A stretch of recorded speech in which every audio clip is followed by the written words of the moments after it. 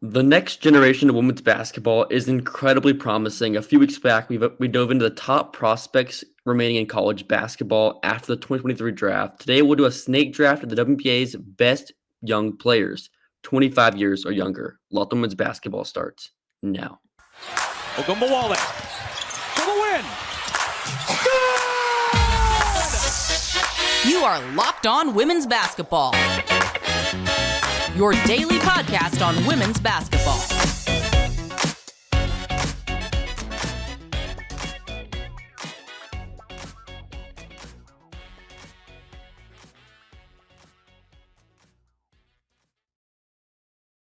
Welcome. You are Locked On Women's Basketball. My name is Hunter Cruse. I'm Saturday host, covering the WNBA draft and college basketball at large. Thanks for making Locked On Women's Basketball your first listen every day. And remember, Locked On Women's Basketball is free and available on all platforms, including YouTube.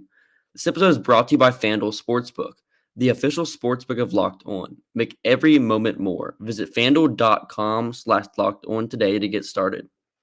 I'm joined by my co-host, M. Adler. M is a BRF Seattle Storm and heads our written coverage of the WNBA draft at thenexthoops.com. Lincoln also covers the WNBA draft and has a great eye for contextualizing prospects within their collegiate systems and breaking down the biomechanical side of basketball. You can follow him on Twitter at Dovienya_. So a little bit more details on this process. So the three of us will be drafting 5 players, and the goal isn't to build the best team to win right now, but instead we're trying to build the best young core for the future. So just and we'll leave that up to the listener to decide okay, who has the best team. So if listeners on YouTube, drop it below after the end of this episode. Okay. So at number 1 overall, I'll give it to you, M, to kick it off with your number 1 player. So I have my beautiful whiteboard next to me here with my whole draft board on it, and this is the easiest pick of the draft. Number 1 pick, let's go. It's Aaliyah Boston. Who else would it be but Aaliyah Boston? I see some surprise on the faces of my co-hosts, but unlike them, I like playing offense and defense. And this is easily the best player on the board with the chance to be both an MVP for their offense and defensive contributions. Aaliyah Boston, number 1 pick in the class. We gave her a 70+ future value grade, and we gave that to her because she is probably going to be a defensive player of the year caliber player within a couple of years, and her offense could be one of the best among centers in the league, even if she is more of a play finisher than a play creator. Easy pick for me, Aaliyah Boston. And that actually was my number 1 player too. I actually have Aaliyah Boston over Sabrina. So I'm going to go with the second pick. I'm going to go Sabrina Ionescu at number 2. I mean, she's going to be on an extremely stacked team this season, but from a standpoint of just being a generational guard prospect, when she entered the draft, just how her game has developed over her WNBA career so far, even after the injuries, just being able to just lead this New York team into this next era where they're going to be stacked this upcoming season. So at number 3, across her first 2 seasons may not have been great in terms of the shooting, but right. It doesn't take much to watch her and realize, her true talent's a heck of a lot higher than they make it seem. Yeah. So with the 3rd and the 4th pick, because we're doing a snake draft, I'm looking for some versatility, and I'm going to take Jackie Young and Satou Sabally with picks 3 and 4. Very talented players. Jackie Young obviously stepped her shooting up a lot last year and has been a massive contributor on a really good Aces team. And Satou has so much defensive versatility. She can play multiple coverages. She really covers the floor well, and I like taking versatility on the wing and in the front court here. So I'm gonna go with Jackie Young and Satou Sabally. I was focused on turning up your microphone volume for the first couple seconds when you announced your pick, so I didn't realize the names until you were talking about them more. I did not have Jackie and Satou in that position on my board. I'll say that. So for me, going back around, this is kind of pretty easy for me. I'm going Ryan Howard here. No! That's my pick here. So if we have Sabrina as our lead initiator, just having Ryan Howard on the wing, and having that as a young core, like honestly, that's like pretty much the perfect context for her. Because like even with Atlanta right now, they're lacking that elite point guard, but having someone like Sabrina to help her develop. So yeah, that's my number 2 pick. I thought for sure you were going to take one of the 2 centers. Because now I thought for sure you were going to take a center because there's not a lot of great centers remaining who might make it to you. Now I've already drafted a center. Hunter, how do you feel about making a trade? No, I'm feeling comfortable where I'm at. Like I'm feeling good.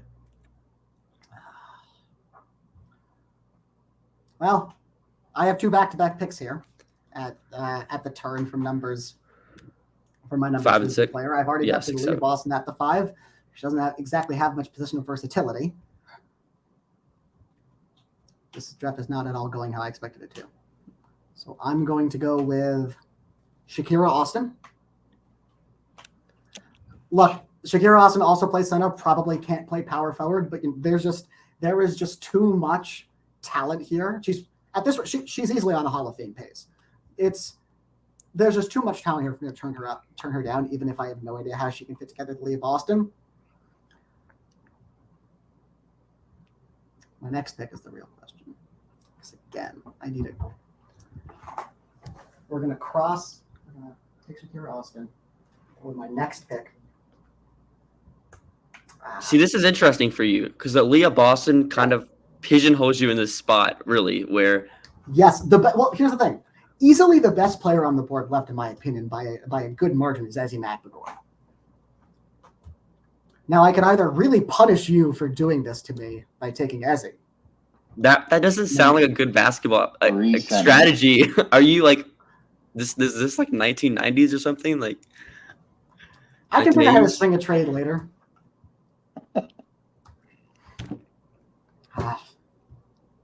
I'll go.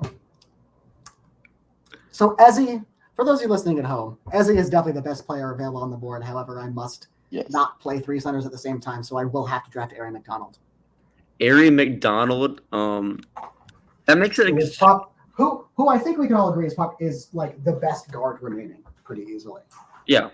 So that leaves me, right? I'm up next. Yes. So Shakira Austin, for what it's worth, extraordinarily scheme versatile, excellent, like one of the best off-ball offensive centers in the league, has some very interesting flashes of shot creation from really from everywhere inside the arc. Mm-hmm. Defensively, the fit with Boston, I think, is pretty easy, even if it's not the simplest of concepts. Offensively, it doesn't really make any sense until either of them develops a jump shot, but we'll see. We'll see. Better to have too much talent than too little, if you know what I mean. And then Aari McDonald, also a defensive stalwart. She hits the threes, even if her form looks weird. She can get her own shot. She's a good driving pick player. I see no problems here. Okay, so me up next is pretty easy. We need a defensive anchor, and I'm taking the best player on the board, Ezzy McBagor. I'm just saying in terms of versatility now, having Ezzy, that gives us, with her game expanding as well, being able to space out, go 5 out, and that also gives us the versatility if we have a 4 as well. If we have a 4 that can play a little bit inside out, I think that gives us some versatility as well with her. So that gives you Lincoln back-to-back picks here. When Ezzy gets up to 1 made 3 per game, I'll agree. The shot looks good, though. That's the thing. It does look good. She just doesn't take it enough. That's going to come with our development. That's coming with our development. This is how we're we're have a good doing. Player dev system. We will. So at with my 3rd and 4th picks, I'm gonna take the versatility, and I'm going to build an elite offense around that versatility, and I'm going to take Jade Melbourne with my 3rd pick, who I feel is pretty easily the best guard left on the board. She's going to be a rookie this year with the Storm.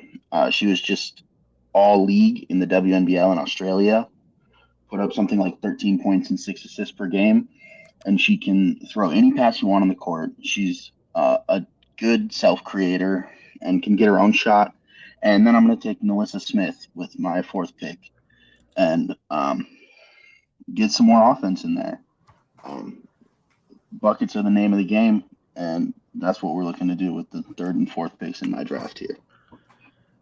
Okay, so before we get into as we continue the second half of the draft, let's send it to a break and stick with us after this break. And we're back. I'm your host, Hunter Cruse, and we appreciate you for making Locked On Women's Basketball your first listen every day. Everydayers, remember to join host Missy Heydrich back on Monday for a conversation with Kansas State star center Ayoka Lee. All right, so for me here, for those unfamiliar with how this draft has gone, Did you say me here? Oh, little tip. At number 1 overall, with how this draft has went, M went Aaliyah Boston. I went Sabrina Ionescu. Lincoln went back-to-back with Jackie Young, Satu Sabally. I went Ryan Howard. M went Shakira Austin, Ari McDonald. I went Ezzie Mabagor. Lincoln went Jade Melbourne, and then also took Nalissa Smith. So I think I'm going best player available here on my board. And for me, that's Jordan Horston for me. No! At the spot. I need a 3. So right now, I have Sabrina. I also have Ryan Howard. That gives us the off ball, being able to have 2 players that I believe can also space the floor, play off the ball. And then having Ezzie, who I can use as like a good screener, player a little bit high, especially on defense, having that versatility, the size, the length, because we're not going to have anyone small. Unlike M, who has a small guard in Ari McDonald, our team's big. A giant power forward. Hey, our team is big. We have athleticism. We have some elite versatility with our team. That's what I value. All right. You have back-to-back picks here. I have back-to-back picks, my 4th and then 5th and final picks. So we are going to start off. We're going to make the 4th player on our team not necessarily the best player that I have left on my board, but the best player on my board is a center, and I don't want 3 centers, especially one who would be a terrible defender. So we're going to go with Awak Kuir is going to be our small forward. Awak Kuir right now, and if I'm projecting forward in the WNBA, I would probably not project her as a particularly great player going forward. However, as I'm sure you both can agree, a heck of a lot of that is because she's playing at easily the worst developmental system in the WNBA, and she's also playing for going on probably the 4th straight year of playing in a system in which she is not given consistent playing time or a consistent role or an ability to just sort of lock in on specific skills to improve. Over the first few years of her career, she's been really up and down, just wild in different minutes she's played. She's been asked to do a heck of a lot of different roles, which for young players who comes into the league at 19 and needs sort of structured development, it's not great. So, but before we get into our final picks of the next round, I want to recap. Guys, Hunter, Lincoln, we each got 4 players on our team. There's only 1 pick remaining. So right now, my starting 4, Ari McDowell at the 1, Awak at the 3, Shakira Austin at the 4, Ali Boss at the 5. Obviously I need a guard. I need a shooter to round this team out. I don't necessarily need defense considering how much length and switchability I currently have. Hunter, what about you? What's your thought process coming into this last round? Okay, so right now, my team, I have my guard, my main initiator, and Sabrina Ionescu. I also have Ryan Howard and Jordan Horston on the wing, and I have Ezzie. So with how our team's building up, we're also probably looking to add a guard here. We're going to go smaller, especially with having the athleticism at Horston and having like the size, the strength of Ryan Howard to go. That is like our 3-4 combo. Then have Ezzie at the 5, who is on the skinnier, smaller side in terms of like strength, but we're going to go more modern approach in that aspect. So yeah, adding a guard is probably the biggest thing for us here. Your team is also definitely very switchable. Right. 3 through 5. Great. Yeah. Lincoln, you're at the mercy of the picks from me and Hunter. Where are you? Yeah, I'm looking at a couple of off-ball players here mostly. I feel pretty comfortable with my offense running through Jade Melbourne, with Jackie Young as like a secondary ball handler.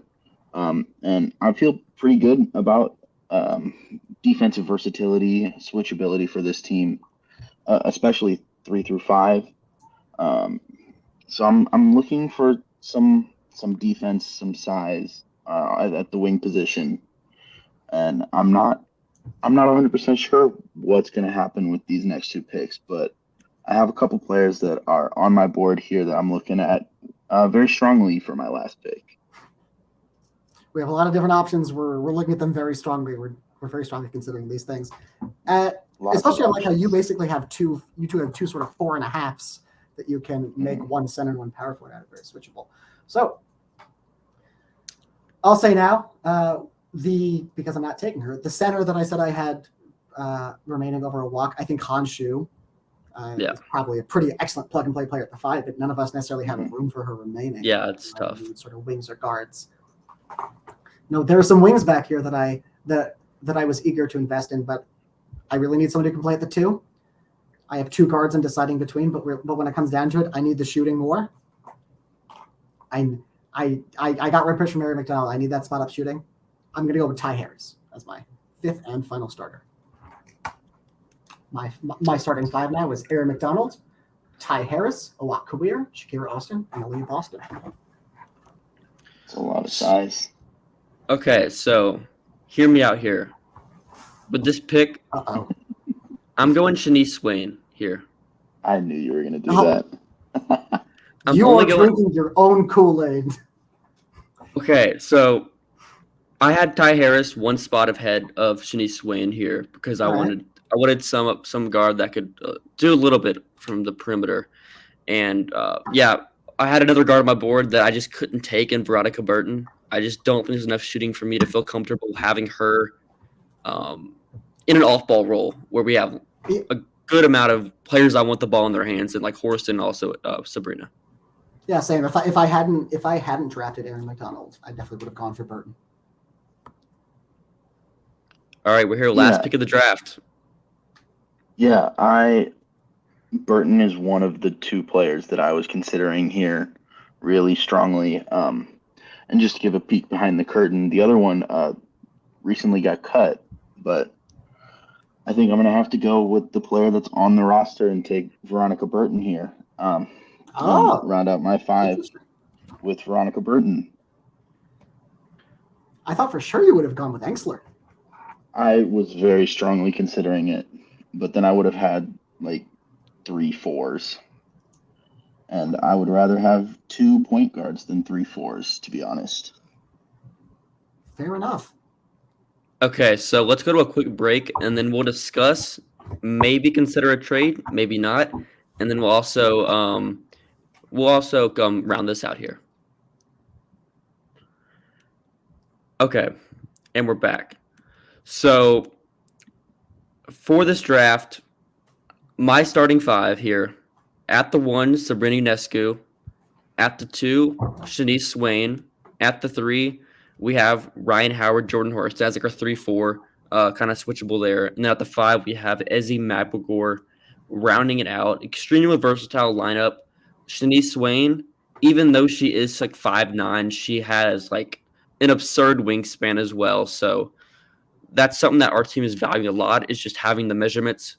We're basically the Toronto Raptors if they had more skills, like more like projectable outside skills as well. That's our team, basically. Yeah, stay humble, my friend. Stay humble. All right, what's your lineup looking like, Em? My lineup, as mentioned previously, we are rocking Aaron McDonald, Ty Harris, Awak Kabir, Shakira Austin, and Leah Boston. Obviously, I think this is a pretty excellent defensive lineup, assuming that our player development scheme can really get the most out of Awak Kabir. You know, the worst defender in our starting lineup pretty easily is Ty Harris. You know, I think in a vacuum in the WNBA, Ty Harris is probably she improved to being maybe between like bad and mediocre defender last year. And look, if that's at your 2 guard and your 1 is Aaron McDonald, I can work with that. I have 3 of what could be the best backline help clean up defenders in the league. I can play any sort of drop I want with the 5.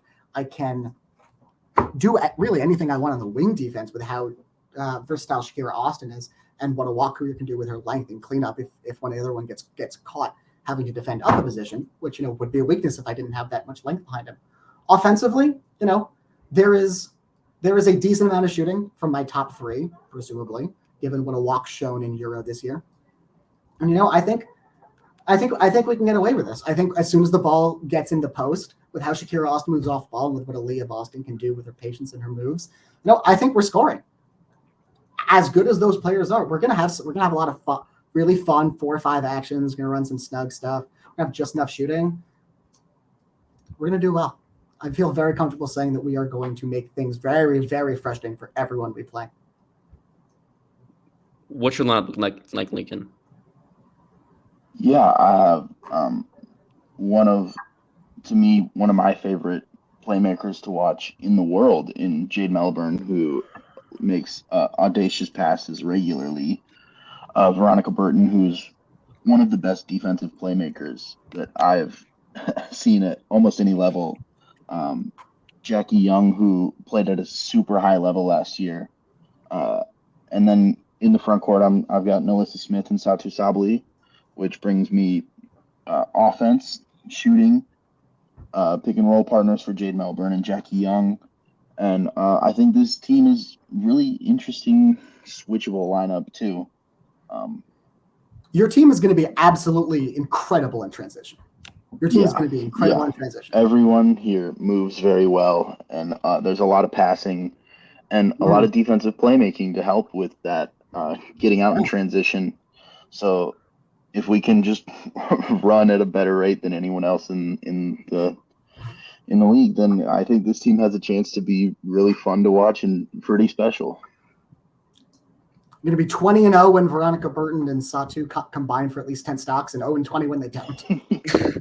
Okay, so let's look through and see, who's our top 5 players left on our board after this draft. For me, I had Hanju. I do not even have 5 players left. You don't have 5 players left? Okay. So I had Hanju. I also had Haley Jones. Yep. I had Maya Hirsch. I couldn't do it. I wanted to do it, but I couldn't do it because if you took Ezzy, and you took both of them, I would have took Hirsch, the next pick. I would have taken her way too early. So yeah. But then after that, I had Maddie Seacrest, and then I also had Emily Enksler and Grace Berger. But I wasn't gonna likely get to those players unless just something catastrophic happened, and I lost draft picks or something. I got voided or something. On a very specific position. Yeah. So as I mentioned before, Han Shu was the best player remaining on my board, but the issue was basically of the top 10 players, quickly get my board, 5 of them are either a center or a 4.5 or a 5. So, there's just not enough room for basically Hanju in the starting lineup given what we're doing here. So for me, it was Hanju, followed by Diamond Miller, then Emily Enksler, then Grace Berger, and I frankly didn't bother ranking anyone after that. I even getting down to Miller, Enksler, and Berger, it was already starting for me to get into the 45, 40 grades. And at that point, I just didn't feel the need to put anyone else on the board. Oh yeah, my next was Atisha Meaher after that, so she was my next. Yeah, the other player that I had in consideration was Emily Enksler, and then after that, if the draft had turned out differently and I had a need for a big, then Hanju and Queen Egbo were on my list. Mm-hmm. And I didn't feel super comfortable taking anybody after that point on my list. And what's super interesting about this draft as a whole has been one thing I've sort of noticed, and I think you guys have noticed it as well, is just the guard position right now.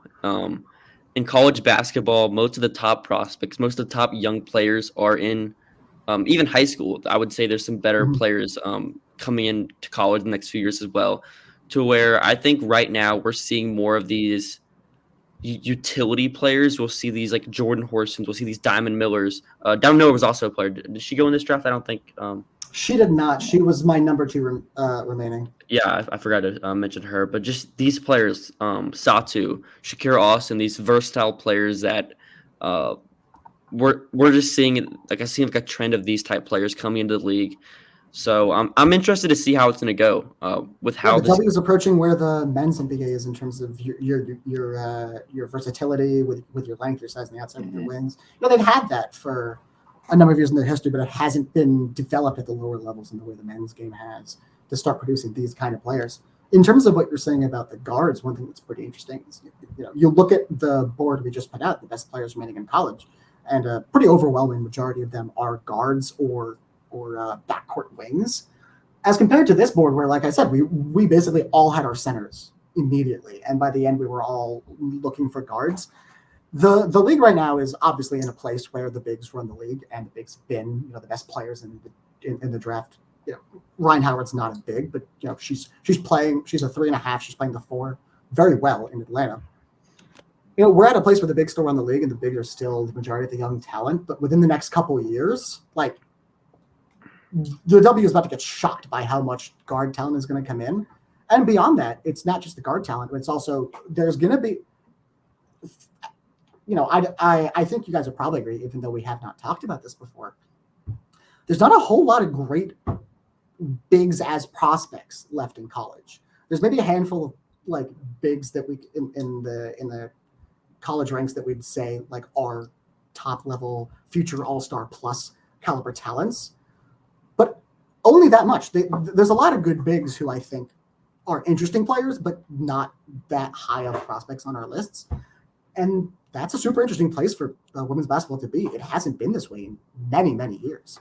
And we're going to see what happens. But certainly there's going to be a very interesting talent development strategy that goes on within the league in the next 5 or so years.